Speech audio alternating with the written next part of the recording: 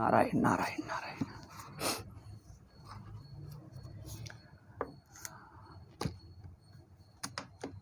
ಪ್ರಸಕ್ತಾನುಪ್ರಸಕ್ತ ವಿಷಯ ಚಿಂತೆಯ ವೇದಾಂತ ಪರಿಭಾಷಾ, ವಿಶುದ್ಧ ವೇದಾಂತ ಪರಿಭಾಷಾ ಹೇಳ್ತಾ ಇದ್ದೆ. ಇದು ಕೆಲವು ಪ್ರಾಬ್ಲಮ್ಸ್ ಇವೆ. ಚಾರ್ಜ್ ಇಲ್ಲ, ಎಷ್ಟೊತ್ತು ನಡೆಯುತ್ತದೋ ಗೊತ್ತಿಲ್ಲ. ನಿಮ್ಮ ಫೇಸ್ಬುಕ್ ಎಷ್ಟೊತ್ತು ನಡೆಯುತ್ತದೋ ಗೊತ್ತಿಲ್ಲ. ಅಲಂ ಪ್ರಸಕ್ತಾನುಪ್ರಸಕ್ತ ವಿಷಯ ಚಿಂತೆಯ ಪ್ರಕೃತಾಮೇವ ತತ್ಪದಾರ್ಥ ವಿವೇಚನ ಪ್ರಕಾರ ಚಿಂತಾಂ ಅನುವರ್ತಯಿಷ್ಯಾಮ. ಈಗ ತತ್ಪದಾರ್ಥ ವಿವೇಕ ಚಿಂತ ಅನುವರ್ತಯಿಷ್ಯಾಮ, ಅದು ಮುಂದುವರಿಸೋಣ. ಯದ್ಯಪಿ ಅಧ್ಯಾಯೋಕ್ತರೀತ್ಯ ಸರ್ವವೇದಾಂತ ವಾಕ್ಯಾರ್ಥ ವಿಚಾರಣ ಅಧ್ಯವಸಾನೇನೈವ ಅಧಿಗಂತವ್ಯಂ ತತ್ಪದಾರ್ಥ ಜ್ಞಾನಂ. ತಥಾಪಿ ಸಮನ್ವಯ ಅಧ್ಯಾಯದಲ್ಲಿ, ಬ್ರಹ್ಮಸೂತ್ರ ಭಾಷ್ಯದಲ್ಲಿ ಸಮನ್ವಯ ಅಧ್ಯಾಯದಲ್ಲಿ ಹೇಳಿದ್ದೇನೆಂದರೆ, ಉಪನಿಷತ್ತಿನ ವಾಕ್ಯಗಳ ಎಲ್ಲ ವಾಕ್ಯಗಳ ಸಮನ್ವಯದಿಂದಲೇ ಪರಮಾತ್ಮನನ್ನು ತಿಳಿಯಬೇಕು, ತತ್ಪದಾರ್ಥವನ್ನು ತಿಳಿಯಬೇಕು ಎಂದು ಹೇಳಿದ್ದಾರೆ. ಆದರೆ ವಿಧಿಮುಖ ವಾಕ್ಯಾನಿ ನಿಷೇಧಮುಖ ವಾಕ್ಯಾನಿ ಚೈತಿ ವಾಕ್ಯಾನಂ ದ್ವೈವಿಧ್ಯಮಾಶ್ರಿತ್ಯೈಹ ಕಿಂಚಿದುಚ್ಯತೆ. ಇಲ್ಲಿ ಪರಮಾತ್ಮ ತತ್ವವನ್ನು ಹೇಳುವ ವಾಕ್ಯಗಳು ಎರಡು ಬಗೆ ಇರುತ್ತವೆ. ವಿಧಿಮುಖ ವಾಕ್ಯ, ನಿಷೇಧಮುಖ ವಾಕ್ಯ. ವಿಧಿಮುಖ ವಾಕ್ಯ ಅಂದರೆ ಪಾಸಿಟಿವ್ ಸ್ಟೇಟ್ಮೆಂಟ್ಸ್. ವಿಧಿಮುಖ ವಾಕ್ಯ ಅಂದರೆ ಪಾಸಿಟಿವ್ ಸ್ಟೇಟ್ಮೆಂಟ್ಸ್. ಅಂದರೆ ಅದನ್ನು ಪಾಸಿಟಿವ್ ಅಂದರೆ ಹೇಗೆ ಹೇಳಬೇಕು, ಅದನ್ನು ಹೀಗೆ ಎಂದು ಹೇಳುವ ವಾಕ್ಯಗಳು, ಅವರ ಗುಣಗಳನ್ನು ವರ್ಣನ ಮಾಡುತ್ತಾ ಹೇಳುವ ವಾಕ್ಯಗಳು. ನಿಷೇಧಮುಖ ಅಂದರೆ ಅಲ್ಲದ್ದನ್ನು ತೆಗೆದುಹಾಕಿ ಹೇಳುವ ವಾಕ್ಯಗಳು, ನೆಗೆಟಿವ್ ಸ್ಟೇಟ್ಮೆಂಟ್ಸ್, ಅದಲ್ಲದ್ದನ್ನು ನಿಷೇಧ ಮಾಡುವುದು. ವಿಧಿಮುಖ ಅಂದರೆ ಅದಾಗಿದ್ದನ್ನು ಹೇಳುವ ವಾಕ್ಯಗಳು.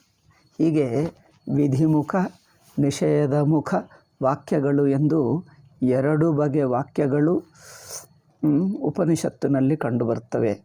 ಈ ಎರಡರ ವಿಚಾರದಿಂದ ತತ್ಪದಾರ್ಥವು ಗೊತ್ತಾಗುತ್ತದೆ. ದ್ವೈರಾಶ್ಯಮಾಶ್ರಿತ್ಯೈಹ ಕಿಂಚಿದುಚ್ಯತೆ ಜಿಜ್ಞಾಸೂನಾಂ ಪದಾರ್ಥ ಸ್ವರೂಪ ನಿರ್ಣಯ ಮಾರ್ಗೇ ಸುಖ ಪ್ರವೇಶಾಯ. ಹೇಗೆ ತತ್ರ ನಿಷೇಧಮುಖೇಷು ತಾವತ್ ವಾಕ್ಯೇಷು ಶ್ರುತಾಃ ಸರ್ವೇಪಿ ಧರ್ಮಾಃ ಸರ್ವತ್ರ ಅವರೋಧವ್ಯಾಃ.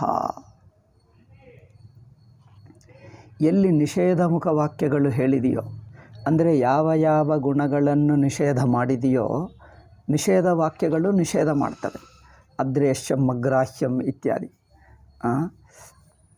ಹಾಗೆ ಆ ನಿಷೇಧ ವಾಕ್ಯಗಳಿಗೆ ಅರ್ಥವೇನು ಅಂದರೆ, ಅಲ್ಲಿ ನಿಷೇಧ ಮಾಡಿರುವ ಧರ್ಮಗಳೆಲ್ಲ ಎಲ್ಲೆಲ್ಲಿ ಹೇಳಿದರೋ ಅವೆಲ್ಲ ಸೇರಿಸಿಕೊಳ್ಳಬೇಕು.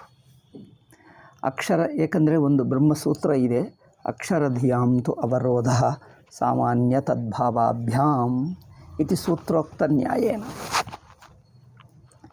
ಇಲ್ಲಿ ಈ ಸೂತ್ರದಲ್ಲಿ ಹೇಳಿರುವ ನಿಯಮಕ್ಕೆ ಅನುಗುಣವಾಗಿ ನಿರ್ವಿಶೇಷ ಬ್ರಹ್ಮಣಃ ಏವ ಏಕಸ್ಯ ಸ್ವರೂಪಂ ನಿರ್ಧಾರಯಿತು ಪ್ರವೃತ್ತತ್ವಾತ್ ತೇಷಾಂ ವಾಕ್ಯಾನಾಂ. ನಿರ್ಗುಣ ನಿರ್ವಿಶೇಷ ಬ್ರಹ್ಮವನ್ನು ಹೇಳುವುದೇ ಅವುಗಳ ಗುರಿ. ಆದ್ದರಿಂದ ಮಿಕ್ಕ ಎಲ್ಲ ಗುಣಗಳನ್ನು ನಿಷೇಧ ಮಾಡ್ತವೆ. ಈ ಸೂತ್ರ ಮೇಲೆ ಇರುವಂಥ ಒಂದು ಭಾಷ್ಯಕಾರರ ವಚನವಿದೆ, ಅದು ನೋಡೋಣ. ಅಕ್ಷರ ವಿಷಯಾಸ್ತು ವಿಶೇಷ ಪ್ರತಿಷೇಧ ಬುದ್ಧಯ ಸರ್ವಾಃ ಸರ್ವತ್ರ ಅವರೋಧವ್ಯಾಃ.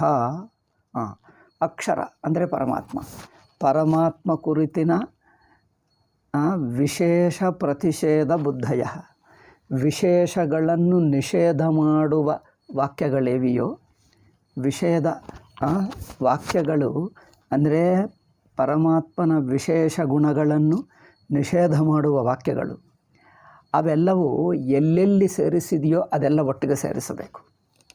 ಅಂದರೆ ಹೀಗೆ ಎಲ್ಲಿ ಕೆಲವು ಗುಣಗಳನ್ನು ನಿಷೇಧ ಮಾಡಿದೆಯೋ ಅದು ಮಾತ್ರವೇ ಇಟ್ಕೊಳ್ಳುವುದಲ್ಲ, ಎಲ್ಲ ಉಪನಿಷತ್ತುಗಳಲ್ಲಿ ಕಠಾಕೇನ ಮುಂಡಕ ಮುಂತಾದ ಎಲ್ಲ ಉಪನಿಷತ್ತುಗಳಲ್ಲಿ ಎಲ್ಲೆಲ್ಲಿ ಗುಣಗಳ ನಿಷೇಧ ಕಂಡುಬರುತ್ತದೋ ಆ ನಿಷೇಧಿಸುವ ವಾಕ್ಯಗಳನ್ನೆಲ್ಲ ಏಕತ್ರ ಅವರೋಧವ್ಯಾಹ, ಅವರೋಧನಂ ಅಂದರೆ ಒಂದು ಕಡೆ ಸೇರಿಸುವುದು. ಸಾಮಾನ್ಯ ತದ್ಭಾವಾಭ್ಯಾಂ, ಏಕೆಂದರೆ ಎಲ್ಲಕ್ಕೆ ಒಂದೇ ಅರ್ಥ. ಎಲ್ಲವೂ ನಿರ್ಗುಣ ಬ್ರಹ್ಮವನ್ನೇ ಹೇಳುವ ವಾಕ್ಯಗಳಾಗುವುದರಿಂದ ಎಲ್ಲ ವಾಕ್ಯಗಳು ನಿರ್ಗುಣ ಬ್ರಹ್ಮವನ್ನೇ ಹೇಳುತ್ತವೆ. ಆದ್ದರಿಂದ ಎಲ್ಲ ಗುಣಗಳು ಒಂದು ಕಡೆ ನಿಷೇಧಿಸಿದ್ದು, ಅಲ್ಲಿ ಬ್ರಹ್ಮಗಳು ಅನೇಕವಲ್ಲ. ಒಂದು ಕಡೆ ಒಂದು ಗುಣ ನಿಷೇಧ ಮಾಡಿ, ಕೆಲವೊಮ್ಮೆ ಈ ನಿಷೇಧಗಳಲ್ಲಿ ಹೀಗಿರುತ್ತದೆ, ಒಂದು ಕಡೆ 4-6 ಗುಣಗಳು ನಿಷೇಧ ಮಾಡ್ತದೆ, ಇನ್ನೊಂದು ಕಡೆ ಇಲ್ಲಿ ನಿಷೇಧ ಮಾಡಿರುವ 2-3 ಗುಣಗಳು ಕಂಡುಬರುತ್ತವೆ, ಇನ್ನು ಬೇರೆ ಗುಣಗಳು ಕಂಡುಬರುತ್ತವೆ. ಆವಾಗ ಏನು ಮಾಡಬೇಕು? ಇದು ಮೀಮಾಂಸಾ ವಿಷಯವಾಗುವುದರಿಂದ ಹೇಳ್ತಾ ಇದ್ದೀನಿ. ಎಲ್ಲಿ ಯಾವ ಗುಣಗಳನ್ನು ನಿಷೇಧ ಮಾಡಿದ್ದೀಯೋ ಅದೊಂದು ಬ್ರಹ್ಮ, ಹಾಗೆ ತಿಳ್ಕೊಳ್ಳಬಾರದು. ಇನ್ನೊಂದು ಕಡೆ ಬೇರೆ ಗುಣಗಳನ್ನು ನಿಷೇಧ ಮಾಡಿದ್ದರೆ ಆ ಬ್ರಹ್ಮ ಇನ್ನೊಂದು, ಹಾಗಲ್ಲ. ಎಲ್ಲ ಕಡೆ ಎಲ್ಲ ಉಪನಿಷತ್ತುಗಳಲ್ಲಿ ಎಲ್ಲೆಲ್ಲಿ ನಿಷೇಧವಿದೆಯೋ ಅವೆಲ್ಲ ನಿಷೇಧಗಳು ಒಂದೇ ಬ್ರಹ್ಮನ ಕುರಿತು. ಏಕೆಂದರೆ ಬ್ರಹ್ಮನನ್ನು ಅಲ್ಲಿ ನಿರ್ವಿಶೇಷ ನಿರ್ಗುಣ ಎಂದೇ ಹೇಳುತ್ತಾ ಇದೆ. ನಿರ್ಗುಣ ನಿರ್ವಿಶೇಷದಲ್ಲಿ ಎಲ್ಲ ಗುಣಗಳ ನಿಷೇಧವೇ ತಾತ್ಪರ್ಯ. ಎಲ್ಲ ಗುಣಗಳು ನಿಷೇಧ ಮಾಡಿದ್ದರೆ ಕೊನೆಗೆ ಉಳಿಯುವುದು ಒಂದೇ ಬ್ರಹ್ಮ, ಅಲ್ಲೇನು ಬ್ರಹ್ಮ ಅನೇಕಗಳಲ್ಲ ಅಲ್ಲವೇ?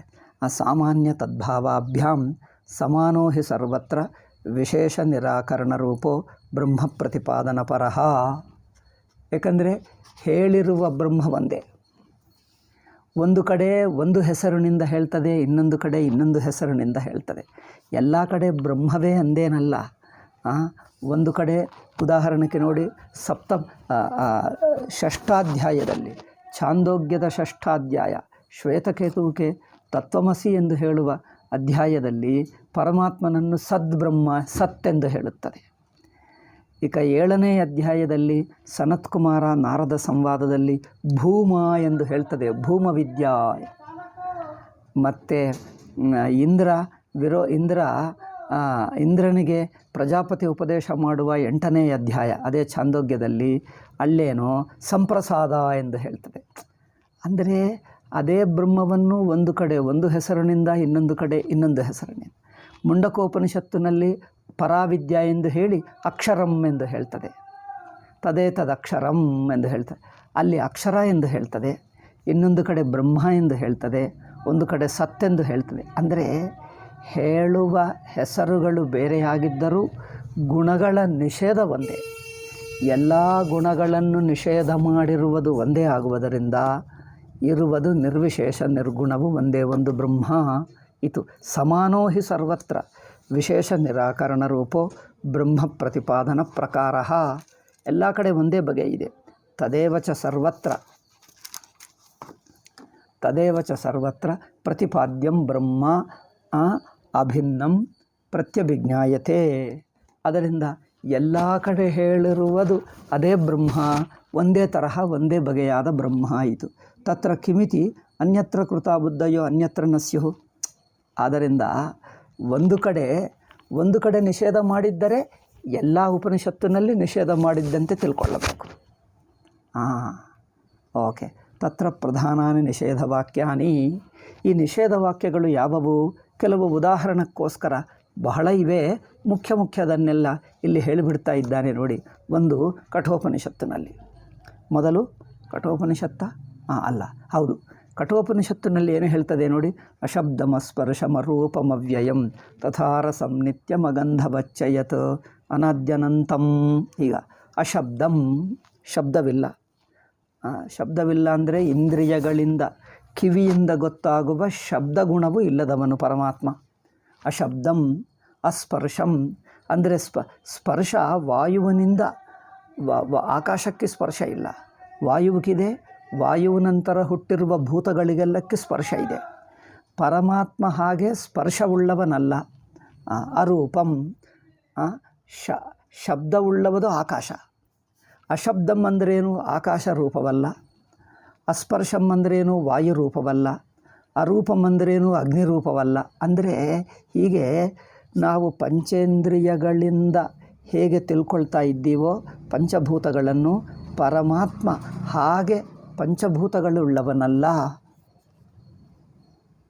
ಪಂಚಭೂತಗಳ ರೂಪನಲ್ಲ, ಪಂಚಭೂತಗಳನ್ನು ನಿಷೇಧ ಮಾಡ್ತಾ ಇದೆ. ಅವ್ಯಯಂ, ಅವ್ಯಯಂ ಅಂದರೇನು? ನಾಶರಹಿತ. ಸಾವಯವ ವಸ್ತುವಿಗೆ ನಾಶ ಇರುತ್ತದೆ, ನಿರವಯವಕ್ಕೆ ನಾಶವಿಲ್ಲ. ನಾಶವಿಲ್ಲ ಅಂದರೇನು? ನಿರವಯವ. ಇದು ನೋಡಿ, ಅರಸಂ ಮತ್ತು ಅಗಂಧಂ. ಅರಸಂ ಅಗಂಧಂ ಈಗ ಹೇಳ್ತಾ ಇದ್ದಾನೆ. ಅಂದರೆ ಪಂಚೇಂದ್ರಿಯಗಳಿಂದ ಗೊತ್ತಾಗುವಂಥ ಶಬ್ದ ಸ್ಪರ್ಶ ರೂಪ ರಸಗಂಧಗಳು ಯಾವುದೂ ಇಲ್ಲ. ಓಕೆ, ಇದರಿಂದ ಏನಾಯಿತು? ಪಂಚ ಗುಣಗಳನ್ನು ನಿಷೇಧ ಮಾಡಾಯಿತು. ಮತ್ತು ಅವ್ಯಯಂ ನಿತ್ಯಂ ಅಂದರೆ ಏನಾಯಿತು? ಅದು ಕಾಲರಹಿತ ಎಂದಾಯಿತು. ಹೀಗೆ ಅನಾದ್ಯನಂತಂ, ಅದಕ್ಕೆ ಆದಿ ಅಂತವಿಲ್ಲ. ಅಂದರೆ ಮತ್ತೆ ದೇಶ ಪರಿಚ್ಛೇದ ಕಾಲ ಪರಿಚ್ಛೇದವಿಲ್ಲ ಎಂದರ್ಥ. ಇದೆಲ್ಲ ನಿಷೇಧ ವಾಕ್ಯ. ಈಗ ಮತ್ತೆ ಮುಂಡಕೋಪನಿಷತ್ತು ನೋಡಿ, ಎತ್ತದದ್ರೇಶ್ಯಮಗ್ರಾಹ್ಯ ಮಗೋತ್ರಮ ವರ್ಣ. ಇಲ್ಲಿ ನೋಡಿ, ಕಠೋಪನಿಷತ್ತಿನಲ್ಲಿ ಮಾಡಿರುವ ನಿಷೇಧಗಳು ಬೇರೆ, ಇಲ್ಲಿ ಮಾಡಿರುವ ನಿಷೇಧಗಳು ಬೇರೆ. ಎತ್ತದದ್ರೇಶ್ಯಂ, ಅದ್ರೇಶ್ಯಂ ಅಂದರೆ ನೋಡತಕ್ಕದ್ದಲ್ಲ. ಅಗ್ರಾಹ್ಯಂ, ಇಲ್ಲಿ ಅಗ್ರಾಹ್ಯಂ ಇಲ್ಲಿ ಎಕ್ಸ್ಟ್ರಾ ಹೇಳಿದ, ಅಲ್ಲಿ ಹೇಳಲಿಲ್ಲ. ಅಲ್ಲಿ ಪಂಚಭೂತಗಳನ್ನು ನಿಷೇಧ ಮಾಡಿದ್ದಾನೆ ಕಠೋಪನಿಷತ್ತಿನಲ್ಲಿ. ಇಲ್ಲಿ ಅಗ್ರಾಹ್ಯಂ ಅಂದರೆ ಇಂದ್ರಿಯಕ್ಕೆ, ಇಂದ್ರಿಯಗಳಿಗಾದರೂ ಮನಸ್ಸುಗಳಿಗಾದರೂ ಸಿಕ್ಕುವಂಥದ್ದಲ್ಲ. ಇನ್ನೊಂದು ಅಗೋತ್ರಂ, ಇದಕ್ಕೆ ವಂಶವಿಲ್ಲ. ಅದು ಕಠೋಪನಿಷತ್ತಿನಲ್ಲಿ ಹೇಳಲಿಲ್ಲ, ಮುಂಡಕದಲ್ಲಿ ಹೇಳಿದೆ. ಅವರ್ಣಂ ಅಚಕ್ಷುಶ್ರೋತ್ರಂ. ಓಕೆ, ವರ್ಣವಿಲ್ಲ ಎಂದು ಹೇಳಿದ್ದು ಸರಿಯಾಗಿದೆ. ವರ್ಣ ಅಂದರೆ ಬಣ್ಣ ಇಲ್ಲ, ಅಂದರೆ ಇಂದ್ರಿಯ ವಿಷಯವಲ್ಲ ಎಂದು ಅಲ್ಲಿ ಹೇಳಿದರೆ, ಇಲ್ಲಿ ಇಂದ್ರಿಯಗಳೇ ಇಲ್ಲ ಎಂದು ಇಲ್ಲಿ ಹೇಳ್ತಾ ಇದ್ದಾರೆ. ಚಕ್ಷುಶ್ರೋತ್ರಂ ಅಪಾಣಿಪಾದಂ. ಚಕ್ಷುಶ್ರೋತ್ರಗಳಿಲ್ಲ ಅಂದರೆ ಕಣ್ಣು ಕಿವಿಗಳಿಲ್ಲ. ಅಷ್ಟೇ ಅಲ್ಲದೆ ಚಕ್ಷುಶ್ರೋತ್ರಂ ತದ ಅಪಾಣಿಪಾದಂ, ಪಾಣಿಪಾದ ಇಲ್ಲ, ಕೈಕಾಲು ಇಲ್ಲ. ಅಂದರೆ ಕಠೋಪನಿಷತ್ತಿನಲ್ಲಿ ಹೇಳಿದ ಮಂತ್ರಗಳಲ್ಲಿ ಕೆಲವು ಗುಣಗಳು ನಿಷೇಧ ಮಾಡಿದ್ದರೆ, ಮುಂಡಕದಲ್ಲಿ ಇನ್ನೂ ಕೆಲವು ಗುಣಗಳಿವೆ, ಬೇರೆ ಗುಣಗಳು. ಆವಾಗ ಅದು ಆ ಬ್ರಹ್ಮ ಬೇರೆ ಈ ಬ್ರಹ್ಮ ಬೇರೆ ಎಂದು ತಿಳ್ಕೊಳ್ತೀವ? ಅಲ್ಲ, ಬ್ರಹ್ಮ ಏಕರೂಪಂ. ಬ್ರಹ್ಮವು ಏಕರೂಪವೇ ಆಗಿದೆ. ಬ್ರಹ್ಮಗಳು ಬಿಡಿ ಅಲ್ಲ. ಏಕೆಂದರೆ ಗುಣಗಳು ಭಿನ್ನ ಗುಣಗಳು, ಭಿನ್ನ ಗುಣಗಳು ನಿಷೇಧ ಮಾಡಿದ್ದರೂ ಈ ನಿಷಿದ್ಧ ಗುಣಗಳೆಲ್ಲ ಒಟ್ಟು ಸೇರಿಸಿ ಉಪಸಂಹಾರ, ಸರ್ವಗುಣೋಪಸಂಹಾರ ಅಧ್ಯಾಯದಲ್ಲಿ ಹೇಳ್ತಾರೆ. 3ನೇ ಅಧ್ಯಾಯ 3ನೇ ಪಾದದಲ್ಲಿ, ಎಲ್ಲಿ ಬ್ರಹ್ಮಸೂತ್ರ ತೃತೀಯ ಅಧ್ಯಾಯ ತೃತೀಯ ಪಾದಂలో ಏమంటారు, ಏನು ಹೇಳ್ತಾರೆ? ಉಪಸಂಹಾರ, ಗುಣೋಪಸಂಹಾರ. ಅಂದರೆ ಒಂದು ಕಡೆ ಮಾಡಿರುವ ನಿಷೇಧ ಇನ್ನೊಂದು ಕಡೆನೂ ಅನ್ವಯಿಸುತ್ತದೆ ಎಂದು. ಹೀಗೆ ಅಚ್ಛಾಯಂ. ಇದಾದ ನಂತರ ಪ್ರಶ್ನೋಪನಿಷತ್ತಿನಲ್ಲಿ ಹೇಳಿದ್ದೆದು ಅಚ್ಛಾಯಂ ಅಶರೀರಂ ಅಲೋಹಿತಂ ಶುಭ್ರಂ. ಇಲ್ಲಿ ನೋಡಿ, ಅಚ್ಛಾಯ ಅಶರೀರ ಅಲೋಹಿತ ಅಲ್ಲಿ ಹೇಳಲಿಲ್ಲ, ಇಲ್ಲೊಂದು ಏನೋ ಎಕ್ಸ್ಟ್ರಾ ಕಂಡು ಬರ್ತಾ ಇದೆ. ಛಾಯ ಇಲ್ಲ, ಶರೀರವಿಲ್ಲ. ಹಾಗೆ ಈಗ ಮತ್ತೆ ತೈತ್ತರೀಯ ಅದೃಶ್ಯೇನಾತ್ಮೇ ನಿರುಕ್ತೇನ ಲಯನೇ ಭಯಂ ಪ್ರತಿಷ್ಠಾಂ ವಿಂದತೆ. ಅದೃಶ್ಯೇ ಅನಾತ್ಮೆ ಅನಿರುಕ್ತೆ ಅನಿಲಯನೇ ಇಲ್ಲಿ ಬೇರೆ ಹೇಳ್ತಾನೆ. ಅನಾತ್ಮ ಅಂದರೆ ಶರೀರವಿಲ್ಲ, ಅನಿರುಕ್ತ ಇದನ್ನು ನಿರುಕ್ತ ವರ್ಣನ ಮಾಡೋಕ್ಕಾಗಲ್ಲ, ಅನಿಲಯನ ಇದಕ್ಕೆ ಒಂದು ಸ್ಥಾನವಿಲ್ಲ. ಹೀಗೆ ಇದು ತೈತ್ತರೀಯದಲ್ಲಿ ಬೇರೆ ಗುಣಗಳನ್ನು ನಿಷೇಧ ಮಾಡಿದೆ. ಈಗ ಮತ್ತೆ ಬೃಹದಾರಣ್ಯಕದಲ್ಲಿ ನೋಡಿ, ಅಸ್ಥೂಲಂ, ಸ್ಥೂಲವಲ್ಲ ಸ್ಥೂಲವಲ್ಲ ಸೂಕ್ಷ್ಮವಲ್ಲ. ಅಣನು ಅಹ್ರಸ್ವಂ, ಅಣು ಅಲ್ಲ, ಸ್ಥೂಲವಲ್ಲ, ಅಣು ಅಲ್ಲ, ಹ್ರಸ್ವ ಅಲ್ಲ, ದೀರ್ಘವಲ್ಲ. ನೋಡಿ, ಅಸ್ಥೂಲಂ ಅಣನು. ನಂತರ ಅಹ್ರಸ್ವಂ ಅದೀರ್ಘಂ. ಹ್ರಸ್ವ ಅಂದರೆ ಸಣ್ಣದು, ದೀರ್ಘ ಅಂದರೆ ಉದ್ದ, ಚಿಕ್ಕದು ಉದ್ದದು, ಚಿಕ್ಕದಲ್ಲ ಉದ್ದದಲ್ಲ. ಅಲೋಹಿತಂ ಅಸ್ನೇಹಂ, ಲೋಹಿತ ಅಂದರೆ ಇನ್ನೇನು ಬಣ್ಣ. ಅಸ್ನೇಹಂ ಅಚ್ಛಾಯಂ ಅತಮಃ, ಇದಕ್ಕೆ ಕತ್ತಲೆನೂ ಇಲ್ಲ. ಅವಾಯು ಅನಾಕಾಶಂ, ಈಗ ಇಲ್ಲಿ ಪಂಚಭೂತಗಳನ್ನು ನಿಷೇಧ ಮಾಡ್ತಾ ಇದ್ದಾನೆ. ವಾಯು ಆಕಾಶಾದಿಗಳಿಲ್ಲ. ಅಸಂಗಂ, ಇದಕ್ಕೆ ಯಾವ ಸಂಬಂಧವಿಲ್ಲ. ಅರಸಂ ಅಗಂಧಂ ಅಚಕ್ಷುಷ್ಕಂ ಅಶ್ರೋತ್ರಂ ಅವಾಗಮನಂ, ಇದು ಕೆಲವು ಅಲ್ಲಿ ಹೇಳಿದ್ದೆ ಮತ್ತೆ ರಿಪೀಟ್ ಆಗ್ತಾ ಇವೆ.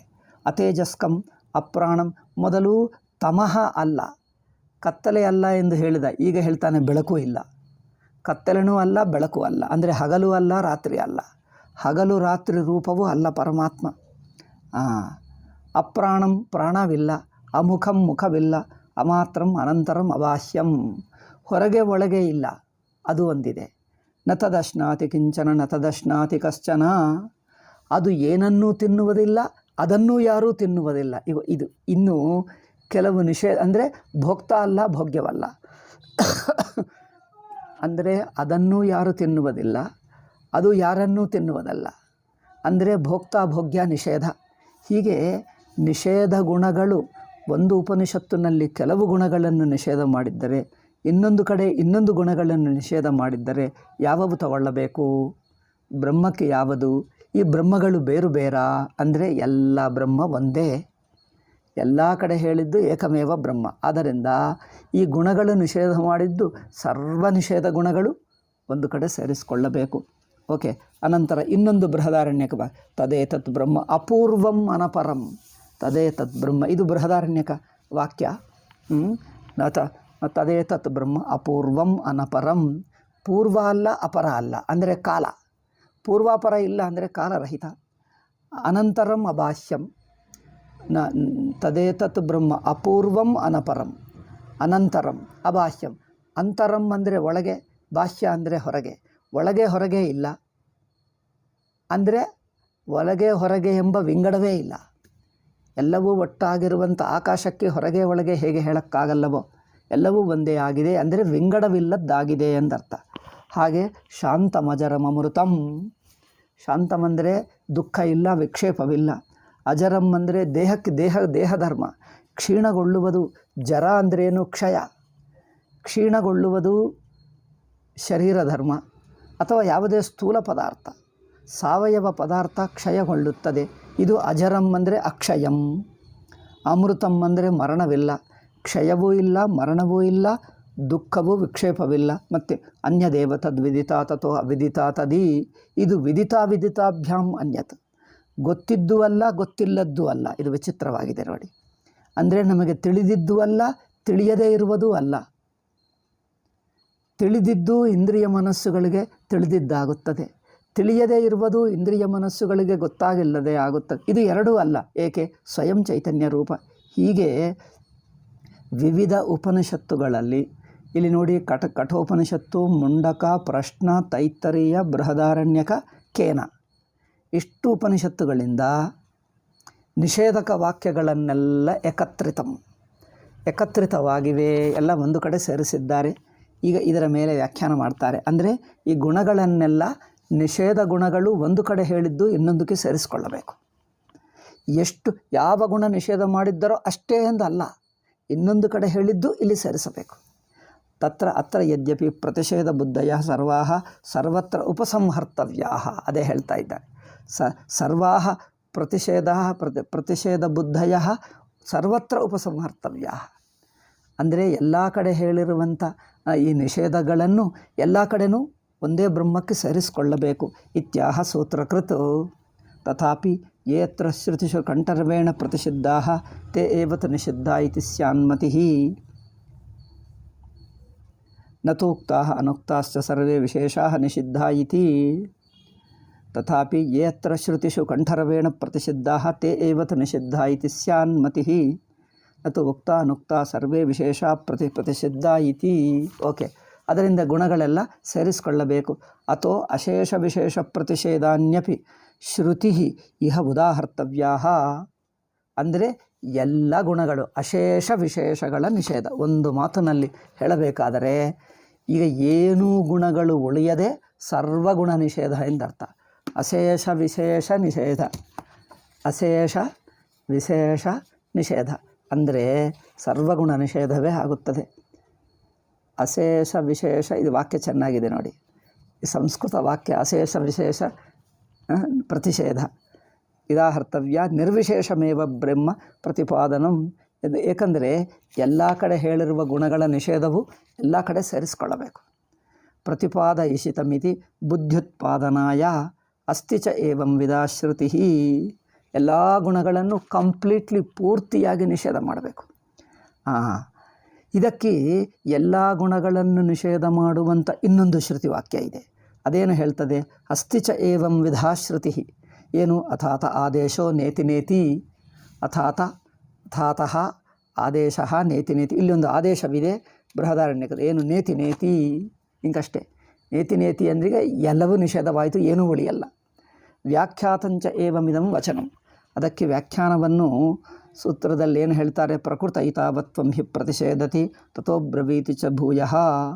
ಏತಾವತ್ವಂ ಪ್ರತಿಷೇಧತಿ, ಎಲ್ಲವೂ ನಿಷೇಧ ಮಾಡಿಬಿಡ್ತಾನೆ. ಇತಿ ಸೂತ್ರಾರ್ಥ ಕಥನ ಪ್ರಸಂಗೇನ, ಈ ಸೂತ್ರ ಮೇಲೆ ವ್ಯಾಖ್ಯಾನ ಮಾಡುತ್ತಾ ಭಾಷ್ಯಕಾರರು ಹೇಳ್ತಾರೆ, ದ್ವೌ ಚೇತೌ ಪ್ರತಿಷೇಧೌ ಯಥಾಸಂಖ್ಯ ನ್ಯಾಯೇನ ದ್ವೇ ಅಪಿ ಮೂರ್ತಾಮೂರ್ತೆ ಪ್ರತಿಷೇಧತಃ.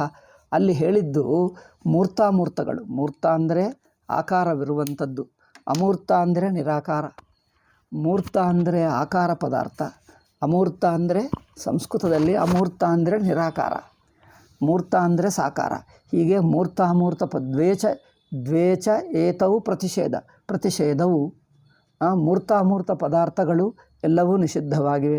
ಯಥಾಸಂಖ್ಯನ್ಯಾಯೇನ ಚ ಯದ್ವಾ ಪೂರ್ವ ಪ್ರತಿಷೇಧೋ ಭೂತರಾಶಿಂ ಪ್ರತಿಷೇಧತಿ ಉತ್ತರೋ ವಾಸನಾರಾಶಿಂ. ಅಂದರೆ ಎಲ್ಲ ಈ ನಿಷೇಧವು ಯಾವುದಕ್ಕೆ ಹೊಂದುತ್ತದೆ? ಮೂರ್ತಾಮೂರ್ತಗಳು ಅಂದರೆ ಏನು ಅಂದರೆ ಪಂಚಭೂತಗಳಲ್ಲಿ ಎರಡು ಬಗೆ ಇವೆ. ಆಕಾಶವಾಯುವು ಅಮೂರ್ತ, ಅಗ್ನಿಯಿಂದ ಅಗ್ನಿ ಜಲ ಪೃಥ್ವಿ ಈ ಮೂರು ಮೂರ್ತ. ಅಗ್ನಿ ಜಲ ಪೃಥ್ವಿ ಈ ಮೂರು ಮೂರ್ತ ಅಂದರೆ ಆಕಾರವುಳ್ಳ ಸಾಕಾರ ಪದಾರ್ಥಗಳು, ಸಾಕಾರ ಭೂತಗಳು. ಈಗ ನಿರಾಕಾರ ಭೂತಗಳು ಆಕಾಶ ವಾಯು. ಈ ಸಾಕಾರ ನಿರಾಕಾರಗಳನ್ನು ಇಲ್ಲಿ ಸೇರಿಸಿಕೊಳ್ಳಬಹುದು ಮೂರ್ತ ಎಂಬ ಮಾತಿನಿಂದ. ಅಥವಾ ಇನ್ನೊಂದರ್ಥ ಏನೆಂದರೆ ಪ್ರತಿಷೇಧೋ ಭೂತರಾಶಿಂ ಪ್ರತಿಷೇಧತಿ ಅಥವಾ ಉತ್ತರೋ ವಾಸನಾರಾಶಿಂ. ವಾಸನಾರಾಶಿ, ವಾಸನ ಅಂದರೆ ಸೂಕ್ಷ್ಮ, ಅದನ್ನು ಹೇಗಿದ್ದರೂ ಸರ್ವನಿಷೇಧವೇ ತಾತ್ಪರ್ಯ ಅಷ್ಟೇ, ಸರ್ವನಿಷೇಧದಲ್ಲೇ ತಾತ್ಪರ್ಯಂ. ಆಯಿತಾ? ಇತ್ಯೇವಂ ಪ್ರಕೃತ ಪರಾಮರ್ಶಿತ್ವ ಪರತ್ವಂ ಇತಿ ಶಬ್ದಯೋರಭಿಪ್ರೇತ್ಯ ವ್ಯಾಖ್ಯಾಯ ತತ್ರ ಅರುಚೇರಾಹ. ಅಂದರೆ ಪ್ರಕೃತ ಪರಾಮರ್ಶಿತ್ವ ಪರತ್ವಂ, ಅಲ್ಲಿ ಆ ಸಂದರ್ಭದಲ್ಲಿ ತತ್ತತ್ ಪ್ರಸಂಗದಲ್ಲಿ ಆ ಸಂದರ್ಭದಲ್ಲಿ ಯಾವ ಗುಣಗಳನ್ನು ಹೇಳಿದೆಯೋ ಅದು ಮಾತ್ರ ನಿಷೇಧವೇ ಅಲ್ಲ, ಸರ್ವಗುಣ ನಿಷೇಧ ಎಂದು ಹೇಳುತ್ತಾನೆ. ಅಥವಾ ನೇತಿ ನೇತಿ ಇತಿ ಇದರ ಮೇಲೆ ಇನ್ನೊಂದು ಭಾಷ್ಯವಾಕ್ಯವನ್ನು ಉದಾಹರಿಸುತ್ತಾನೆ ನೋಡಿ. ಅಥವಾ ನೇತಿ ನೇತಿ ಇತಿ ವೀಪ್ಸೇಯಂ. ನೇತಿ ನೇತಿ ಎನ್ನುವುದು ವೀಪ್ಸ ಅಂದರೆ ಪುನರುಕ್ತಿ, ಪುನಃ ಹೇಳುವುದನ್ನು ವೀಪ್ಸಾ ಎಂದು ಹೇಳ್ತೀವಿ. ಅಥವಾ ನೇತಿ ನೇತಿ ಇತಿ ವೀಪ್ಸೇಯಂ ಇತೀತಿ ಯಾವತ್ ಕಿಂಚಿದ್ ಉತ್ಪ್ರೇಕ್ಷತೆ ತತ್ಸರ್ವಂ ನ ಭವತಿ. ಅಂದರೆ ಏನೇನು ಊಹಿಸ್ಕೊಳ್ತೀವೋ ಉತ್ಪ್ರೇಕ್ಷತೆ ತತ್ಸರ್ವಂ ನಾಸ್ತಿ ಎಂದರ್ಥ, ಅದೆಲ್ಲವೂ ಇಲ್ಲ ಎಂದರ್ಥ. ಇತ್ಯರ್ಥ ಪರಿಗಣಿತ ಪ್ರತಿಷೇಧೇ ಕ್ರಿಯಮಾಣೆ ಯದ್ ನೈತತ್ ಬ್ರಹ್ಮ ಕಿಮನ್ಯತ್ ಬ್ರಹ್ಮ ಭವೇತ್ ಇತಿ ಜಿಜ್ಞಾಸಾ ಸ್ಯಾತ್. ಅಂದರೆ ಕೆಲವು ಗುಣಗಳನ್ನೇ ಇಟ್ಕೊಂಡು ಕೆಲವು ಗುಣಗಳನ್ನೇ ಹೇಳಿ ಅವುಗಳನ್ನೇ ನಿಷೇಧ ಮಾಡಿದ್ದರೆ ಬೇರೆ ಗುಣಗಳಿರಬಹುದೇನೋ ಎಂದು ಸಂದೇಹ ಬರುತ್ತದೆ. ಅನ್ಯ ಗುಣಗಳು ಇರಬಹುದೇನೋ ಎಂದು ಸಂದೇಹ ಬರುತ್ತದೆ. ಪರಿಗಣಿತ ಪ್ರತಿಷೇಧೇ ಕ್ರಿಯಮಾಣೆ ಯದಿ ನೈತತ್ ಬ್ರಹ್ಮ ಕಿಮನ್ಯತ್ ಬ್ರಹ್ಮ ಭವೇತ್, ಇದು ಬ್ರಹ್ಮ ಅಲ್ಲ ಅಂದರೆ ಮತ್ತೆ ಬೇರೆ ಯಾವುದು ಬ್ರಹ್ಮ ಎಂಬ ಸಂದೇಹ ಬರುತ್ತದೆ. ಕೆಲವು ಗುಣಗಳನ್ನೇ ನಿಷೇಧ ಮಾಡಿದ್ದರೆ ಈ ಗುಣಗಳು ಇಲ್ಲದೇ ಇರುವುದು ಬ್ರಹ್ಮ ಆದರೆ, ಈ ಗುಣಗಳು ಇಲ್ಲದಿರುವುದು ಪರಮಾತ್ಮ ಆದರೆ ಮತ್ತು ಬೇರೆ ಯಾವ ಗುಣಗಳು ಉಳ್ಳದ್ದು ಎಂದು ಸಂದೇಹ ಬರುತ್ತದೆ. ಅದರಿಂದ ಎಲ್ಲ ಗುಣಗಳನ್ನೇ ನಿಷೇಧ ಮಾಡ್ತಾ ಇದೆ. ಇತಿ ಜಿಜ್ಞಾಸಾ ಸ್ಯಾತ್. ಅದರಿಂದ ವೀಪ್ಸಾಯಾಂತು, ಆದ್ದರಿಂದ ಕೆಲವು ಗುಣಗಳನ್ನೇ ನಿಷೇಧ ಮಾಡಿದ್ದರೆ ಈ ಸಂದೇಹ ಉಂಟಾಗುವ ಸಾಧ್ಯತೆ ಇದೆ. ಈ ಸಂದೇಹಕ್ಕೆ ಅವಕಾಶ ಕೊಡದಂತೆ ಏನು ಹೇಳ್ತದೆ, ಮತ್ತೆ ಹೇಳ್ತದೆ, ಅದು ಇಲ್ಲ, ಇದು ಇಲ್ಲ, ಇಲ್ಲ ಯಾವುದಿಲ್ಲ, ಅಷ್ಟೇ, ಇಲ್ಲ ಯಾವುದಿಲ್ಲ. ಹೀಗೆ 2-3 ಸಲ ಹೇಳಿಬಿಟ್ರೆ ಈಗ ಎಲ್ಲ ಗುಣಗಳನ್ನು ನಿಷೇಧ ಮಾಡಿದೆ ಎಂದರ್ಥ. ಒಂದು ಸಲ ಹೇಳಿಬಿಟ್ರೆ ಕೆಲವೇ. ನಾವು ಲೌಕಿಕರು ಹೀಗೆ ಮಾತಾಡ್ತೀವಿ ಗೊತ್ತಾ, ಲೌಕಿಕರು ಹೀಗೆ ಮಾತಾಡ್ತೀವಿ. ಏನು ಅದು ಇದೆಯಾ ಅಂದರೆ ಇಲ್ಲ ಹೇಳ್ತಾರೆ. ಅಯ್ಯೋ ಏನೂ ಇಲ್ಲವಾ, ಜನರು ಏನು ಕೇಳ್ತಾರೆ, ಮತ್ತೆ ಕೇಳ್ತಾರೆ ಏನೂ ಇಲ್ಲವಾ, ಇವನೇನು ಹೇಳ್ತಾನೆ ಮನೆಯವನು, ಇಲ್ಲ ಎಂದು ಹೇಳಿದ್ದೀನಲ್ಲ ಮತ್ತೆ ಕೇಳ್ತಾ ಇದ್ದೀರಿ ಅಂದರೆ ಏನೂ ಇಲ್ಲವಾ, ಒಂದು ಚೂರು ಇಲ್ಲವಾ, ಮತ್ತೆ ಕೇಳಿದಾಗ ಹೌದು ಒಂದು ಚೂರು ಇದೆ ಎಂದು ಹೇಳ್ತಾನೆ. ಅಂದರೆ ಮೊದಲು ಇಲ್ಲ ಎಂದು ಹೇಳಿದವನು ಮತ್ತೆ 4 ಸಲ ಕೇಳಿದಾಗ ಇಲ್ಲ ಅಂದರೆ ಹೆಚ್ಚಿಲ್ಲ, ಒಂದು ಚೂರಿದೆ ಎಂದು ಹೇಳ್ತಾನೆ. ಅಂದರೆ ಲೌಕಿಕರು ಒಂದು ಸಲ ಇಲ್ಲ ಅಂದರೆ ಸ್ವಲ್ಪ ಇಲ್ಲ, ಇನ್ನೂ ಸ್ವಲ್ಪ ಇರಬಹುದು ಎಂದರ್ಥ. ಆದ್ದರಿಂದ ನಿಜವಾಗಿ ಏನೂ ಇಲ್ಲ ಎಂದು ಹೇಳಬೇಕಾದರೆ ಇಲ್ಲ ಇಲ್ಲ ಇಲ್ಲ 2-3 ಸಲ ಹೇಳಿಬಿಟ್ಟರೆ ಈಗ ಏನಿಲ್ಲ ಎಂದು ಗೊತ್ತಾಗಿಬಿಡ್ತದೆ. ಲೌಕಿಕರು ನಾವು ಹಾಗೆ ಮಾತಾಡ್ತೀವಿ, ಲೌಕಿಕರು ಹಾಗೆ ಮಾತಾಡ್ತಾರೆ. ಅದರಿಂದಲೇ ಇಲ್ಲಿ ಉಪನಿಷತ್ತು ಹಾಗೆ ಹೇಳ್ತದೆ. ಇದಕ್ಕೆ ಭಾಷ್ಯಕಾರರು ಹಾಗೆ ವರ್ಣನ ಮಾಡ್ತಾ ಇದ್ದಾರೆ, ವ್ಯಾಖ್ಯಾನವು ಹಾಗೆ ಮಾಡ್ತಾ ಇದ್ದಾರೆ. ಕೇವಲ ನೇತಿ ಎಂದು ಒಂದು ಸಲ, ನೇತಿ ಅಂದರೆ ಇಲ್ಲ ಇಲ್ಲ ಎಂಬುದು ಒಂದು ಸಲ ಹೇಳಿದ್ದರೆ ಈ ಗುಣಗಳೇ ಇಲ್ಲ, ಇಲ್ಲಿ ಹೇಳಿರುವ ಗುಣಗಳೇ ಇಲ್ಲ, ಬೇರೆ ಗುಣಗಳಿರಬಹುದೇನೋ ಎಂದು ಸಂದೇಹ ಬರುವ ಸಾಧ್ಯತೆ ಇದೆ. ಆದ್ದರಿಂದ ಎಲ್ಲ ಗುಣಗಳಿಲ್ಲಪ್ಪ, ನಾನು ಒಂದು ಸಲ ಇಲ್ಲ ಇಲ್ಲ ಹೇಳಿದ್ದರೆ ಈ ಗುಣಗಳು ಮಾತ್ರ ಅಲ್ಲ, ಯಾವ ಗುಣಗಳು ಇಲ್ಲ ಎಂದು ತಿಳಿಸುವುದೇ ಇಲ್ಲಿ ತಾತ್ಪರ್ಯ. ವೀಪ್ಸಾಯಾಂತು ಸತ್ಯಾಂ ಸಮಸ್ತಸ್ಯ ವಿಷಯ ಜಾತಸ್ಯ ಪ್ರತಿಷೇಧ. ವೀಪ್ಸ ಇದ್ದರೆ ಅಂದರೆ ಮತ್ತೆ ಮತ್ತೆ ಹೇಳಿದ್ದರೆ, ಇಲ್ಲ ಇಲ್ಲ ಇಲ್ಲ ಎಂದು 2-3 ಸಲ ಹೇಳಿದ್ದರೆ, ನೇತಿ ನೇತಿ ಅಂದು 2 ಸಲ ಹೇಳಿದ್ದರೆ ಏನಾಗ್ತದೆ? ಸಮಸ್ತಸ್ಯ ವಿಷಯ ಜಾತಸ್ಯ, ಎಲ್ಲ ವಿಷಯಗಳೆಲ್ಲ ಪ್ರತಿಷೇಧ, ಎಲ್ಲ ವಿಷಯಗಳನ್ನು ಜ್ಞಾತೃ ಇಲ್ಲ, ಜ್ಞೇಯವಿಲ್ಲ, ದೇಶವಿಲ್ಲ, ಕಾಲವಿಲ್ಲ, ಸಂಬಂಧವಿಲ್ಲ, ಗುಣವಿಲ್ಲ, ಕ್ರಿಯೆ ಇಲ್ಲ, ಎಲ್ಲವೂ ನೇತಿ ಎಂದು 2 ಸಲ ಹೇಳುವುದರಿಂದ ಎಲ್ಲವೂ ನಿಷಿದ್ಧ ಎಂದು ಹೇಳಾಯಿತು. ಅದರಿಂದ ಪ್ರತಿಷೇಧಾತ್ ಅವಿಷಯ ಪ್ರತ್ಯಗಾತ್ಮ ವಿಷಯವೇ ಅಲ್ಲ ಎಂದು ಗೊತ್ತಾಗಿ ಬಿಡ್ತದೆ. ಅಂದ್ರೇನು? ವಿಷಯಿ ಸ್ವಯಂ ಸಿದ್ಧ ಸ್ವಪ್ರಕಾಶ ಚೈತನ್ಯವೇ ಹೊರತು ಚೈತನ್ಯಕ್ಕೆ ಗೊತ್ತಾಗುವುದು ಯಾವುದೂ ಅಲ್ಲ ಎಂದು ಹೇಳಿದಂತೆ ಆಯಿತು. ಅವಿಷಯ ಪ್ರತ್ಯಗಾತ್ಮ ಬ್ರಹ್ಮ ಇತಿ ಜಿಜ್ಞಾಸಾ ನಿವರ್ತತೆ. ಪರಮಾತ್ಮ ಅವಿಷಯ ಎಂದು ಗೊತ್ತಾಗಿ ಬಿಡ್ತದೆ. ಇತಿ ಜಿಜ್ಞಾಸಾ ಅಂದರೆ ಅವಿಷಯ ಪ್ರತ್ಯಗಾತ್ಮ ಬ್ರಹ್ಮ ಇತಿ ಜಿಜ್ಞಾಸಾ ನಿವರ್ತತೆ. ತಸ್ಮಾತ್ ಪ್ರಪಂಚಮೇವ ಬ್ರಹ್ಮಣಿ ಕಲ್ಪಿತಂ ಪ್ರತಿಷೇಧತಿ. ಅದರಿಂದ ಏನು ನಿಷೇಧ ಮಾಡ್ತಾ ಇದೆ? ಏನೂ ಅಲ್ಲ. ಏನು ನಿಷೇಧ ಮಾಡುತ್ತದೆ, ಏನು ಉಳಿಸುತ್ತದೆ ಅಲ್ಲ, ಏನು ಉಳಿಸದಂತೆ ಪೂರ್ತಿ ಜಗತ್ತನ್ನೇ ನಿಷೇಧ ಮಾಡಿಬಿಡ್ತದೆ. ನೋಡಿ, ತಸ್ಮಾತ್ ಪ್ರಪಂಚಮೇವ ಬ್ರಹ್ಮಣಿ ಕಲ್ಪಿತಂ ಪ್ರತಿಷೇಧತಿ. ಪೂರ್ತಿ ಪ್ರಪಂಚ ಬ್ರಹ್ಮಾಂಡವನ್ನೇ ನಿಷೇಧ ಮಾಡ್ತದೆ. ಪರಿಶಿನಷ್ಟಿ ಬ್ರಹ್ಮ ಇತಿ ನಿರ್ಣಯ. ಅದೀಗ ಉಳಿಯುವುದು ಏನಿದೆಯೋ ಅದು ಮಾತ್ರ, ಅಂದರೆ ಪ್ರಪಂಚರಹಿತ ನಿಷ್ಪ್ರಪಂಚವೇ ಉಳಿಯುತ್ತದೆ.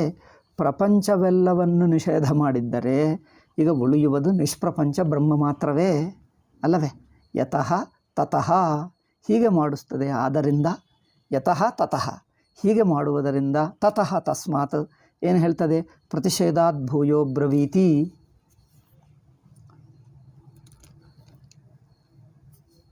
ಪ್ರತಿಷೇಧಾತ್ ಭೂಯೋ ಬ್ರವೀತಿ ಅನ್ಯತ್ ಪರಮಸ್ತೀತಿ. ಏಕೆಂದರೆ ಇದಕ್ಕಿಂತ ಪರಂ ಅಸ್ತಿ. ಈ ಸರ್ವಗುಣಗಳು ರಹಿತ ವಾದದ್ದು, ಸರ್ವಗುಣರಹಿತದ್ದು ಎಲ್ಲಿ ಪರ್ಯವಸಾನ? ಸ್ವತಃ ಸಿದ್ಧ ಅನುಭವ ರೂಪ ಆತ್ಮದಲ್ಲೇ ಪರ್ಯವಸಾನ. ಅಭಾವಾವಸಾನೇ ಹಿ ಪ್ರತಿಷೇಧೆ ಕ್ರಿಯಮಾಣೆ ಕಿಮನ್ಯತ್ ಪರಮಸ್ಥಿತಿ ಬ್ರೂಯಾತ್. ಈ ಗುಣವಿಲ್ಲ ಇಲ್ಲ ಇಲ್ಲ ಅಂದರೆ ಇಲ್ಲವೆಂದು ಖಾಲಿಯಾಗಿ ಬಿಡ್ತದೆ. ಅಭಾವಾವಸಾನಂ. ಅಭಾವಾವಸಾನಂ ಅಂದರೆ ಈ ಗುಣಗಳು ಇಲ್ಲ ಇಲ್ಲ ಇಲ್ಲ ಅಂದರೆ ಖಾಲಿ ಆಗಿಬಿಡ್ತದೆ. ಅಂಥದ್ದು ಖಾಲಿಯಾಗಿ ಬಿಟ್ಟರೆ మరి ಬ್ರಹ್ಮ ಗೊತ್ತಾಗಲ್ಲವಲ್ಲ ಎಂದು ಸಂದೇಹ. ಅದರಿಂದ ನಿಷೇಧ ತಾತ್ಪರ್ಯವು ಅಭಾವದಲ್ಲ. ನಿಷೇಧಕ್ಕೆ ಸರ್ವಗುಣಗಳ ನಿಷೇಧದಿಂದ ಅಭಾವವು ಅಥವಾ ಶೂನ್ಯದಲ್ಲಿ ತಾತ್ಪರ್ಯವಲ್ಲ. ಅಭಾವಾವಸಾನೇ ಹಿ ಪ್ರತಿಷೇಧೆ ಕ್ರಿಯಮಾಣೆ. ಎಲ್ಲ ಗುಣಗಳನ್ನು ನಿಷೇಧ ಮಾಡುವುದರಿಂದ ಅದು ಅಭಾವಕ್ಕೆ ತಲುಪಿದ್ದರೆ, ಅಭಾವದಲ್ಲೇ ಕೊನೆಗಾಣಿದ್ದರೆ ಏನಾಗುತ್ತಿತ್ತು? ಕಿಮನ್ಯತ್ ಪರಮಸ್ತಿ ಬ್ರಹ್ಮ. ಈಗ ಇದಕ್ಕಿಂತ ಬ್ರಹ್ಮ ಬೇರೆ ಇದೇನೋ ಎಂದು ಸಂದೇಹ ಬರುತ್ತದೆ. ಕಿಮ್ ಅನ್ಯತ್ ಪರಮಸ್ತಿ, ಬ್ರಹ್ಮ ಅಂದರೆ ಇದಕ್ಕಿಂತ ಬೇರೆ ಇದ್ದೇನು ಎಂದು ಸಂದೇಹ ಬರುತ್ತದೆ. ಆದ್ದರಿಂದ ತತ್ರೈಷ ಅಕ್ಷರ ಯೋಜನಾ ನೇತಿ ಇತಿ ಬ್ರಹ್ಮ ಆದಿಶ್ಯ ತಮೇವ ಆದೇಶಂ ಪುನರ್ನಿರ್ವಕ್ತಿ. ಅದರಿಂದ ತತ್ರ ಏಷ ಅಕ್ಷರ ಯೋಜನಾ.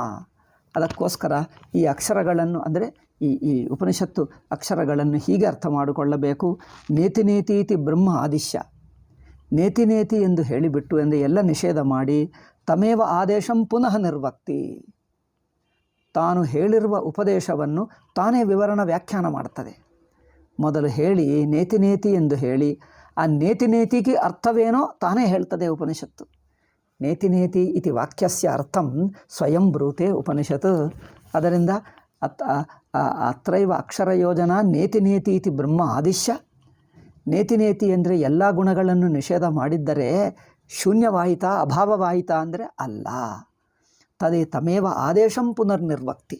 ಏನೆಂದು ನಾತಿ ನಾತಿ ನೇತಿ ನೇತಿ ಇತ್ಯಸ್ಯ ಕೋ ಅರ್ಥಃ ಎಂದು ಹೇಳಿದರೆ ನಹಿ ಏತಸ್ಮಾತ್ ಬ್ರಹ್ಮಣೋ ವ್ಯತಿರಿಕ್ತಮಸ್ತಿ. ನೇತಿ ನೇತಿ ಅಂದರೆ ಏತಸ್ಮಾತ್ ವ್ಯತಿರಿಕ್ತಂ, ಇದೆಲ್ಲ ನಿಷೇಧ ಮಾಡಿದ್ದರೆ ಯಾವುದು ಅನುಭವ ಉಳಿಯುತ್ತದೋ ಅದೇ, ಈಗ ಅದಕ್ಕಿಂತ ಬೇರೆ ಇಲ್ಲ ಎಂದು ಅದರ ವ್ಯಾಖ್ಯಾನ ಮಾಡ್ತಾ ಇದೆ ಉಪನಿಷತ್ತು ತಾನೇ. ನೀವು ಅಭಾವ ಅವಸಾನವಾಗುತ್ತದೋ ಏನೋ ಅಂದರೆ ಅಭಾವದಲ್ಲಿ ಖಾಳಿಯಲ್ಲಿ ಕೊನೆಗಾಣುತ್ತದೋ ಏನೋ ಎಂದು ತಪ್ಪು ತಿಳ್ಕೊಳ್ತಾರೆ. ಅದರಿಂದ ಅಲ್ಲ, ಇದು ಖಾಳಿಯಲ್ಲಿ ಕೊನೆಗಾಣಲ್ಲ, ಇದು ಒಂದು ಸ್ವರೂಪವನ್ನು ಸ್ವತಃಸಿದ್ಧವನ್ನೇ ತಿಳಿಸುತ್ತದೆ. ನಹಿ ಏತಸ್ಮಾತ್ ಬ್ರಹ್ಮಣೋ ವ್ಯತಿರಿಕ್ತಮಸ್ತಿ, ಇದಕ್ಕಿಂತ ಬ್ರಹ್ಮ ಬೇರೆ ಎಂಬುದಿಲ್ಲ. ಅಥೋ ನೇತಿ ನೇತಿ ಇತ್ಯುಚ್ಯತೆ ನ ಪುನಃ ಸ್ವಯಮೇವ ನಾಸ್ತಿ. ಇದು ನೋಡಿ, ನೇತಿ ನೇತಿ ಅಂದರೆ ಗುಣಗಳೆಲ್ಲ ನಿಷೇಧ ಮಾಡಿದ್ದರೆ ಹೊರತು ತಾನೇ ಇಲ್ಲ. ಈಗ ನೋಡಿ, ಈಗ ದ್ವೈತಿಗಳು ವಿಶಿಷ್ಟಾದ್ವೈತಿಗಳು ಇದೇ ತಪ್ಪರ್ಥ ಮಾಡಿಕೊಂಡರು. ನಾವು ನೇತಿ ನೇತಿ ಎಂದು ಹೇಳಿದ್ದರೆ ಅವರೇನು ಅಂದ್ಕೊಂಡರು, ಬ್ರಹ್ಮೈವ ನಾಸ್ತಿ ಇತಿ ಏವಂ ಮನ್ಯಂತೆ ಅದ್ವೈತಿನಃ ಇದು ತೇ ಮನ್ಯಂತೆ. ಅದ್ವೈತಿಗಳು ಶೂನ್ಯವೇ ಬ್ರಹ್ಮ ಅಂದ್ಕೊಳ್ತಾರೆ ಎಂದು ನಮ್ಮನ್ನು ಬೌದ್ಧಗಳಲ್ಲಿ ಸೇರಿಸಿಬಿಟ್ಟರು. ಬೌದ್ಧೈ ಸಾಮ್ಯಂ ಅವರು ಮಾಡಿಬಿಟ್ಟರು.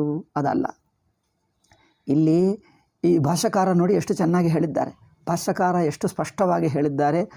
ನೇತಿ ನೇತಿ ಅಂದರೆ ಏತಸ್ಮಾತ್ ಬ್ರಹ್ಮಣೋ ವ್ಯತಿರಿಕ್ತಮಸ್ತಿ ಇತ್ಯತಃ ನೇತಿ ನೇತಿ ಇತ್ಯುಚ್ಯತೆ.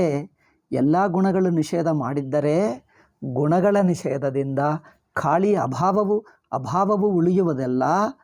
ಅಭಾವ ಅಂದರೆ ಏನಿಲ್ಲ ಎಂಬುದು ಅಭಾವವನ್ನೇ ತಲುಪುವುದಲ್ಲ. ಕಿಂತು ಸ್ವಯಮೇವ ನಾಸ್ತಿ ಎಂದು ಹೇಳುತ್ತಾ ಇಲ್ಲ. ಅದಕ್ಕೆ ಬ್ರಹ್ಮಕ್ಕೆ ಗುಣಗಳಿಲ್ಲ ಎಂದು ಹೇಳಿದ್ದೇ ಹೊರತು ಬ್ರಹ್ಮನೇ ಸ್ವಯಂ ಸಿದ್ಧಂ ಅದು ಇಲ್ಲ ಎಂದು ಹೇಳಲಿಲ್ಲ. ಸ್ವಯಂ ಸಿದ್ಧವನ್ನು ಯಾರು ನಿಷೇಧ ಮಾಡೋಕ್ಕಾಗ್ತದೆ? ನಿಷೇಧವು ಎಲ್ಲಿವರೆಗೂ? ಅನಿಷಿದ್ಧವಾದ ಸ್ವತಃಸಿದ್ಧ ಬ್ರಹ್ಮ ತಲುಪುವವರೆಗೂ ನಿಷೇಧ. ನಿಷೇಧ ಎಲ್ಲಿ ಕೊನೆಗಾಣುತ್ತದೆ? ಅನಿಷಿದ್ಧವಾದ ಅಂದರೆ ನಿಷೇಧಂ ಅಶಕ್ಯವಾದ, ನಿಷೇಧ ಮಾಡಲಿಕ್ಕೆ ಶಕ್ಯವಾಗದೇ ಇರುವಂಥ ಸ್ವತಃಸಿದ್ಧ ಬ್ರಹ್ಮವರೆಗೆ ನಿಷೇಧ. ಅಂದರೆ ಎಲ್ಲವೂ ನಿಷೇಧ ಮಾಡಿ ಮಾಡಿ ಮಾಡಿ ಇನ್ನೂ ನಿಷೇಧ ಮಾಡೋಕ್ಕೆ ಸ್ವಯಂ ಸಿದ್ಧವು ಯಾವುದು ಉಳಿಯುತ್ತದೋ ಅಲ್ಲಿವರೆಗೂ ತಲುಪುತ್ತದೆ ಅಲ್ಲವೇ? ಇತಿ ನ ಪುನಃ ಸ್ವಯಮೇವ ನಾಸ್ತಿ. ಆತ್ಮನೇ ಇಲ್ಲ, ಸ್ವಯಂ ಸಿದ್ಧ ಸ್ವಪ್ರಕಾಶವಾದ ಆತ್ಮನೇ ಇಲ್ಲ ಎಂದರ್ಥವಲ್ಲ. ತಚ್ಚ ದರ್ಶಯತಿ ಅನ್ಯತ್ ಪರಮ ಅಪ್ರತಿಷಿದ್ಧಂ ಬ್ರಹ್ಮಾಸ್ತಿ. ಅಂದರೆ ಪ್ರತಿಷಿದ್ಧವೆಲ್ಲ ತೆಗೆದು ಬಿಟ್ಟಾಗ ಇನ್ನು ಅಪ್ರತಿಷಿದ್ಧಂ ಯಾವುದು ಉಳಿಯುತ್ತದೋ? ಅಪ್ರತಿಷಿದ್ಧಂ ಅಂದರೆ ಇನ್ನು ನಿಷೇಧ ಮಾಡೋಕ್ಕಾಗದೆ, ಇನ್ನೂ ಏನೂ ತೆಗಿಯೋಕ್ಕಾಗದೆ ಎಲ್ಲ. ದೇಹವು ನಾನಲ್ಲ ತೆಗೆದು ಬಿಡ್ತೀವಿ, ಇಂದ್ರಿಯಗಳು ನಾನಲ್ಲ, ಮನಸ್ಸು ನಾನಲ್ಲ, ಬುದ್ಧಿ ನಾನಲ್ಲ, ಅಹಂ ಪ್ರತ್ಯಯ ನಾನಲ್ಲ. ಅಥವಾ ಮತ್ತೊಂದು ಬಗೆ ಜಾಗೃತ ಅವಸ್ಥಾ ನಾನಲ್ಲ, ಸ್ವಪ್ನಾವಸ್ಥಾ ನಾನಲ್ಲ, ಸುಷುಪ್ತಿ ಅವಸ್ಥಾ ನಾನಲ್ಲ. ಹೀಗೆ ಎಲ್ಲ ಅವಸ್ಥೆಗಳನ್ನು ನಿಷೇಧ ಮಾಡಿದ ನಂತರ ನಿಷೇಧ ಮಾಡೋಕ್ಕಾಗದೇ ಇರುವಂಥ ಸ್ವಯಂ ಸಿದ್ಧದು ಯಾವುದು ಉಳಿಯುತ್ತದೋ ಅದು ಬ್ರಹ್ಮ. ಎಲ್ಲವೂ ನಿಷೇಧ ಮಾಡಿದ ನಂತರ ನಿಷೇಧಕ್ಕೆ ಸಿಗದೇ ಇರುವಂಥ, ನಿಷೇಧ ಮಾಡೋಕ್ಕಾಗದೇ ಇರುವಂಥ ಯಾವುದು ಸ್ವತಃಸಿದ್ಧವಾಗಿರುವುದೋ ಅದು ಬ್ರಹ್ಮ. ಅಪ್ರತಿಷಿದ್ಧಂ ಬ್ರಹ್ಮ. ಅಪ್ರತಿಷಿದ್ಧಂ ಪ್ರಷೇದ್ಧುಮಶಕ್ಯಂ. ಅಥವಾ ಎಲ್ಲ ಪ್ರತಿಷೇಧದ ಕೊನೆ, ಎಲ್ಲ ಪ್ರತಿಷೇಧವು ಅಲ್ಲಿ ಕೊನೆಗಾಣುತ್ತದೆ. ಈಗ ಅಲ್ಲಿಗಿಂತ ಮುಂದೆ ಏನು? ಏಕೆಂದರೆ ನಿಷೇಧಕ ಭಾವವೇ ಇಲ್ಲ. ಅಲ್ಲಿ ನಿಷೇಧ ಮಾಡುವವನು ನಿಷೇಧ ಮಾಡಲ್ಪಟ್ಟುವುದು ಎಂಬ ಆ ಭೇದವಲ್ಲಿಲ್ಲ. ನಿಷೇಧ ಭಾವವು ಎಲ್ಲಿ ಮುಗಿಯುತ್ತದೋ ಅದು ಅಭಾವದಲ್ಲೆಲ್ಲ, ಅದು ಸ್ವತಃಸಿದ್ಧದಲ್ಲೇ ಅನುಭವ ರೂಪಂ. ಅಪ್ರತಿಷಿದ್ಧಂ ಬ್ರಹ್ಮಾಸ್ತೀತಿ ಅಧಸ್ತಾತ್ ಉದಾಹೃತ ಭಾಷ್ಯಭಾಗೇನ ನಿರಸ್ತ ಸಮಸ್ತ ವಿಶೇಷಂ ಬ್ರಹ್ಮ ಶೂನ್ಯಕಲ್ಪಮಿತ್ಯೇಷ ಶಂಕಾ ನಿರಸ್ತ. ಅದರಿಂದ ಬ್ರಹ್ಮ ಎನ್ನುವುದು ಶೂನ್ಯ ಸಮಾನವೇ. ಈ ಬೌದ್ಧರು ಹೇಳಿದ್ದೇ ಶೂನ್ಯ ಅಂದ್ಕೊಳ್ತಾರೆ ಜನರು, ತಪ್ಪು ಅದು. ಏಕೆಂದರೆ ಎಲ್ಲವೂ ನಿಷೇಧ ಮಾಡಿದ್ದರೆ ಅನಿಷಿದ್ಧವು ಯಾವುದು ಉಳಿಯುತ್ತದೋ ಅದು ಬ್ರಹ್ಮ. ಇವರು ಶೂನ್ಯ ಹೇಳ್ತಾರೆ, ಶೂನ್ಯ ಎಂಬುದು ಇಲ್ಲವೇ ಇಲ್ಲ. ಶೂನ್ಯಂ ನಾಮ ನಾಸ್ತಿ ಕಿಂಚಿತ್, ಅಂಥದ್ದಿಲ್ಲವೇ ಇಲ್ಲ. ಆದ್ದರಿಂದ ಶೂನ್ಯಕಲ್ಪಂ ಇತ್ಯೇಷ ಶಂಕಾ ನಿರಸ್ತ ವಾಕ್ಯಶೇಷೇಣ ತು ಸರ್ವವಿಶೇಷ ನಿಷೇಧದ್ವಾರೇಣೈವ ಶಕ್ಯೋಪದೇಶನಂ ಬ್ರಹ್ಮ. ಇನ್ನೊಂದು ಜನರು ಇಲ್ಲಿ ಒಂದು ರಾಧಾಕೃಷ್ಣನ್ ಹೇಳ್ತಾನೆ. ಈವನ್ ರಾಧಾಕೃಷ್ಣನಾಗಲಿ ದಾಸ್ಗುಪ್ತ ಆಗಲಿ ಅವರು ಫಿಲಾಸಫಿ, ಹಿಸ್ಟರಿ ಆಫ್ ಫಿಲಾಸಫಿ ಎಂದು ಪುಸ್ತಕಗಳು ಬರೆದರು. ದಾಸ್ಗುಪ್ತ ಅವರು ಬರೆದರು. ಅದು ಯೂನಿವರ್ಸಿಟಿಗಳಲ್ಲಿ ಬಹಳ ಪ್ರಸಿದ್ಧ. ಯೂನಿವರ್ಸಿಟಿ ವಿಶ್ವವಿದ್ಯಾಲಯಗಳಲ್ಲಿ ಆ ಪುಸ್ತಕವು ಬಹಳ ಪ್ರಸಿದ್ಧ. ಆ ಪ್ರಸಿದ್ಧ ಗ್ರಂಥದಲ್ಲಿ ಯೂನಿವರ್ಸಿಟಿ ಪ್ರೊಫೆಸರ್ಗಳೆಲ್ಲ ಇದೇ ತಿಳ್ಕೊಳ್ತಾರೆ, ಬ್ರಹ್ಮವು ನೇತಿ ಎಂದು ಹೇಳುತ್ತದೆ ಹೊರತು ಬ್ರಹ್ಮ ಹೇಳೋಕ್ಕಾಗಲ್ಲ, ಬ್ರಹ್ಮವನ್ನು ಬೇರೆ ಬಗೆಯಾಗಿ ಹೇಳೋಕ್ಕಾಗಲ್ಲ. ಬ್ರಹ್ಮವನ್ನು ನೇತಿ ಎಂದು ಹೇಳುತ್ತದೆ ಶಾಸ್ತ್ರ, ಮತ್ತೊಂದು ಬಗೆ ಹೇಳೋಕ್ಕಾಗಲ್ಲ, ಅದರಿಂದ ಏನು ಮಾಡುವುದು, ಅದರಿಂದ ಹೀಗೆ ಮಾಡ್ತದೆ ಎಂದು ರಾಧಾಕೃಷ್ಣನ್ ಹೇಳ್ತಾನೆ. ಅದಲ್ಲ, ನೇತಿ ಎಂದು ಅಸಹಾಯವಾಗಿ ಶಾಸ್ತ್ರ ಹೇಳುತ್ತಾ ಇಲ್ಲ. ನೇತೆ ಅದು ಸಾಧನ, ನೇತೆ ಉಪದೇಶ ಪ್ರಕ್ರಿಯೆ. ಅದು ಬ್ರಹ್ಮವನ್ನು ತಿಳಿಯುವುದಕ್ಕೆ ಸಮುಪಯುಕ್ತ ಸರ್ವ ಸಮರ್ಪಕ ಸಾಧನ, ಅದು ಸಮಗ್ರ ಸಾಧನ. ಅದು ನೇತೆ ಸಾಧನ. ಅವರು ಹೇಳ್ತಾರೆ, ನೇತಿನಿಂದ ಗುಣಗಳೆಲ್ಲ ನಿಷೇಧ ಆದರೆ ಬ್ರಹ್ಮವೇನೋ ಗೊತ್ತಾಗಲ್ಲವಲ್ಲ ಎಂದು ಹೇಳ್ತಾನೆ. ಅದಲ್ಲ, ಅದು ಸಮಗ್ರ ಸಮರ್ಪಕ ಸಾಧನ. ಅದೇ ಸರಿಯಾದ ಪದ್ಧತಿ. ಏಕೆಂದರೆ ಸ್ವಾನುಭವ ತಾನಿದ್ದೇ ಇದ್ದಾನೆ. ಸ್ವಾನುಭವದಲ್ಲಿ ಯಾವುದು ನಿಷೇಧಿಸತಕ್ಕದ್ದೋ ಅದು ನಿಷೇಧ ಮಾಡಿದಾಗ ಸ್ವಯಂ ಯಾವುದು ಉಳಿಯುತ್ತದೋ ಅನಿಷಿದ್ಧಂ, ಅದು ಬ್ರಹ್ಮ. ಆದ್ದರಿಂದ ನಿಷೇಧ ಒಂದೇ ದಾರಿ, ನಿಷೇಧ ಒಂದೇ ಅದಕ್ಕೆ ಮಾರ್ಗ.